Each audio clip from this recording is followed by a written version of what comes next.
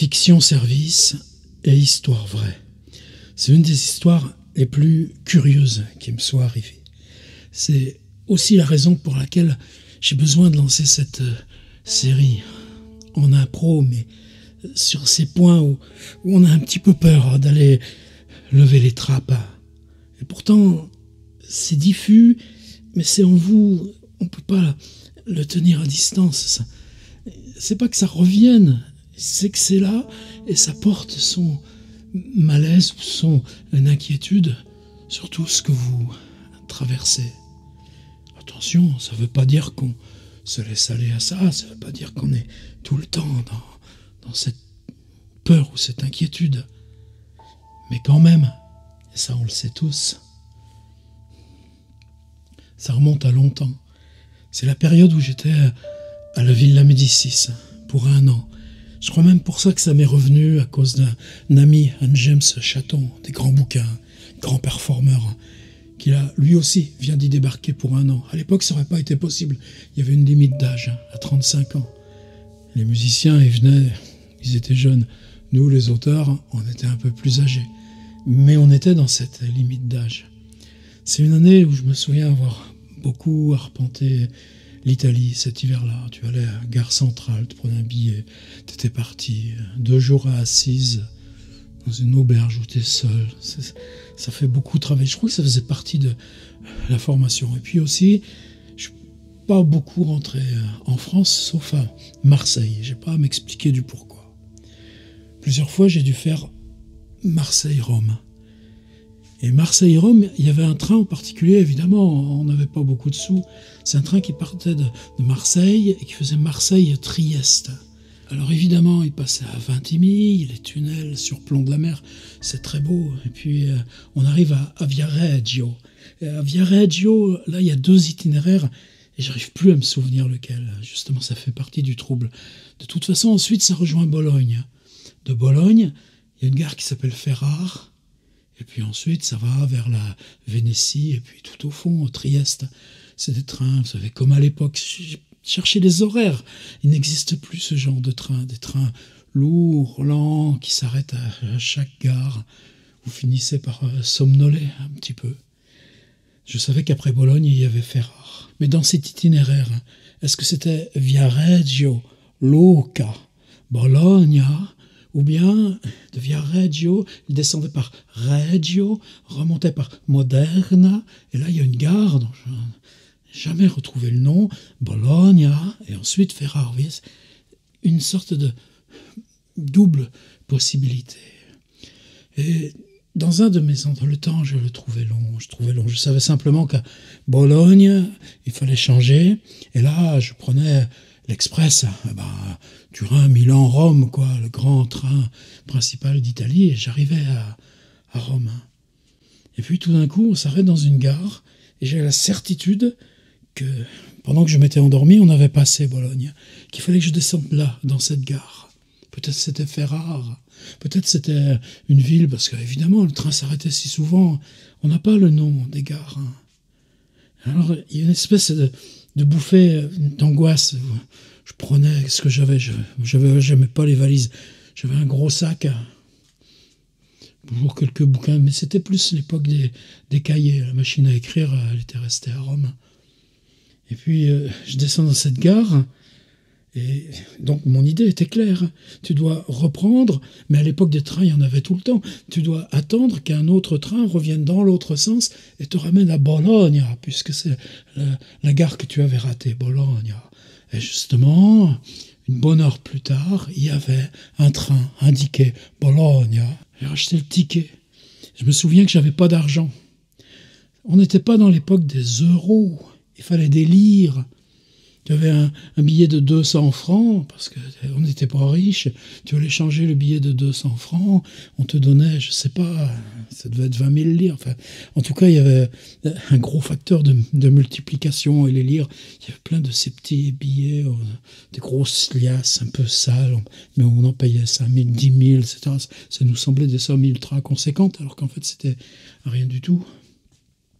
Et puis j'ai attendu, pris un café. Le train arrive, repart pour Bologne. Et donc dans mon idée, arriver à Bologne, c'était en sens contraire de celui où j'étais tout à l'heure. Et je comprends, on arrive à Ferrara ou à Lucca, je comprends qu'en fait, j'étais dans un train qui allait dans le même sens. Je comprends que tout simplement, moi qui étais reparti dans le sens contraire pour revenir à Bologne, j'étais simplement descendu avant et j'étais remonté, mais dans le même train. J'étais parfaitement à l'heure. J'arrive à Bologne. Là, il fallait juste attendre 20-30 minutes. J'avais la réservation pour ce train, 7 heures. Je monte dans le wagon, il y avait le numéro, etc. C'était le bon train qui allait à Rome. Alors là, tu commences à gamberger. Parce que quand même, j'étais descendu dans cette ville. Je sais bien que les villes se ressemblent, les gares se ressemblent. Changer un guichet, un billet de 200 francs français contre des lires, tu peux faire ça dans toutes les gares. Aller prendre un café, marcher dans les 3 rues autour, c'est pareil, un petit peu. Mais j'avais la perception très nette de cette ville. Une ville que je ne connaissais pas, et maintenant que je voyais dans tous les détails. Et pourtant, j'étais dans le même train. Et pourtant, je n'étais pas descendu. Alors tu te dis, oui, à force de voir les villes italiennes, peut-être tu as rêvé, dans ton rêve, tu descendais, tu marchais dans la ville. Bah oui, mais j'avais le petit billet. J'avais le billet qui me disait que j'étais descendu, que j'étais remonté dans le train pour Bologne. Et puis j'avais ces lires. Quand j'étais parti de France, j'avais pas de lire. J'avais 2 billets de 200 francs. Il y en a un que j'avais changé pour des lires. Et j'étais dans le même train. Quelques mois plus tard, j'ai refait le voyage. J'ai pris le Marseille-Trieste, à la même heure. Il y a toujours cette chose de ne pas savoir si, après via Reggio, tu montes à Lucca, Bologna, et puis Trieste, ou bien si après via Reggio, c'est Reggio, Moderna, Bologna.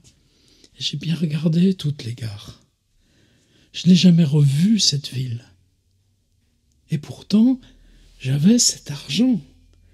Changé. J'avais bu un café. Je revoyais les visages des gens que j'avais vus dans cette heure, dans cette ville. J'avais demandé des choses. On m'avait répondu. J'avais acheté un billet. On m'avait dit le voilà, on m'avait dit le prix. J'étais remonté dans ce train. Et c'était le même train dans lequel j'étais plus tôt. Je ne suis jamais arrivé à comprendre. Je sais bien qu'on a tous des expériences comme ça. On a tous fait ce genre d'expérience. Mais le trouble, il est là. Si ça avait été un rêve, si ça avait été un moment d'endormissement dans le train, c'est pas possible. Tu peux voir une ville, tu peux imaginer que tu es dans une ville faite de la somme de toutes les autres villes. Tu peux être dans une ville que tu inventes parce que c'est le rêve d'une ville, mais quoi que tu fasses, c'est pas possible. J'avais été plus d'1 heure dans cette ville à attendre, à arpenter la salle d'attente de la gare, les rues devant, à prendre ce café, à racheter mon billet, à revenir sur le quai, à monter dans le train avec mes bagages. Et c'était le même train. J'ai eu d'autres expériences du même ordre. Ensuite, avec l'âge, c'est différent. On peut apprendre à cultiver ces expériences. Le problème, c'est que c'est beaucoup plus difficile aujourd'hui. Il n'y a plus cette lenteur, il y a toujours les téléphones portables, les GPS, les machins. C'est plus pareil, mais on peut quand même les trouver. Les interstices. Je crois que ça va même au-delà. Pourquoi on les partage ensemble, ces vidéos? Parce que chacun le sait bien, à l'intérieur de lui-même ou d'elle-même, où ils sont ses propres interstices, les endroits où il est descendu, et s'est séparé du temps, à arpenter un tout petit coin de réel. On le retrouve ensuite, on le retrouve pas. Finalement, c'est pas si grave. C'est savoir trouver l'interstice Savoir descendre à temps? Savoir l'explorer? Est-ce qu'on sait qu'on n'est plus dans le même réel, celui du train qui continue, où on était auparavant et qu'on va reprendre aussitôt après? Oui. La première fois, ça vous inquiète, parce que vous gardez tout le détail de tout ça, et vous ne savez pas comment le reproduire. Ensuite, on apprend, petit à petit, à le refaire. Et vous pouvez la retrouver, la ville, même si elle n'a pas de nom, la ville.